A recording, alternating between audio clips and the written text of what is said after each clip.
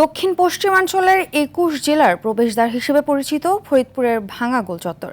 দেশের প্রথম এক্সপ্রেসওয়ের অন্যতম দৃষ্টিনন্দন এই স্থান একসময় ছিল দর্শনার্থীদের ভিড়ে মুখর, কিন্তু বর্তমানে অন্ধকার আর ছিনতাই আতঙ্কে দিন দিন কমছে মানুষের আনাগোনা।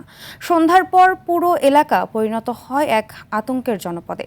ফরিদপুরের ভাঙা থেকে মসলিউদ্দিন ইমরানের পাঠানো তথ্যচিত্রে আরও জানাচ্ছেন Abrar Mahi. Colour expert dark sap এবং মাইল্ড অন হ্যান্ডস টেকনোলজি সমৃদ্ধ অরিক্স অ্যাডভান্স ডিটারজেন্ট পাউডার আপনার লন্ড্রি এক্সপার্ট। ঢাকার যাত্রাবাড়ি থেকে ফরিদপুরের ভাঙা পর্যন্ত প্রায় ৫৫ কিলোমিটার দীর্ঘ গুরুত্বপূর্ণ এই মহাসড়ক দিয়ে প্রতিদিন চলাচল করে হাজারো যানবাহন। শুধু যোগাযোগের কেন্দ্র হিসেবেই নয়, ভাঙা গোল চত্বর পরিচিতি পেয়েছে দর্শনীয় স্থান হিসেবেও। দেশের বিভিন্ন অঞ্চল থেকে মানুষ এখানে আসতেন ঘুরতে, ছবি তুলতে কিংবা রাতের আলোকসজ্জা উপভোগ করতে। তবে সাম্প্রতিক সময়ে বদলে গেছে সেই চিত্র।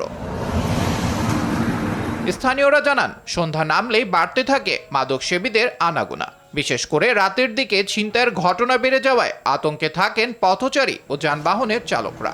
গোলচত্বর এলাকার অধিকাংশ সড়ক বাতির খুঁটি থেকে বৈদ্যুতিক তার চুরি হয়ে যাওয়ায় পুরো এলাকায় তৈরি হয়েছে তীব্র আলোক স্বল্পতা ও নিরাপত্তাহীনতার পরিবেশ।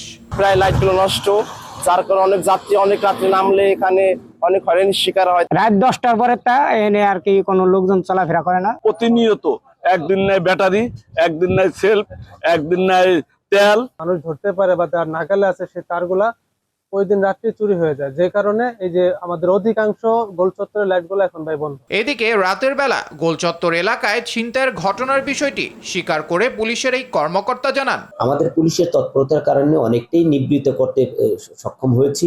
একদিক থেকে যখন অন্যদিকে যাই তখন এই আলোক স্বল্পতার কারণে এই ছিনতাইকারীরা এই সুযোগটা নিচ্ছে। পর্যাপ্ত লাইটের ব্যবস্থা করা হয়, তাহলে আইনশৃঙ্খলা নিয়ন্ত্রণে আমাদের অনেক সহায়ক ভূমিকা পালন করবে। গোলচত্বর এলাকায় সড়ক বাতি সচল ও নিরাপত্তা ব্যবস্থা জোরদারে সংশ্লিষ্ট কর্তৃপক্ষকে দ্রুত ব্যবস্থা নেওয়ার দাবি স্থানীয়দের। আবরার মাহি, RTV।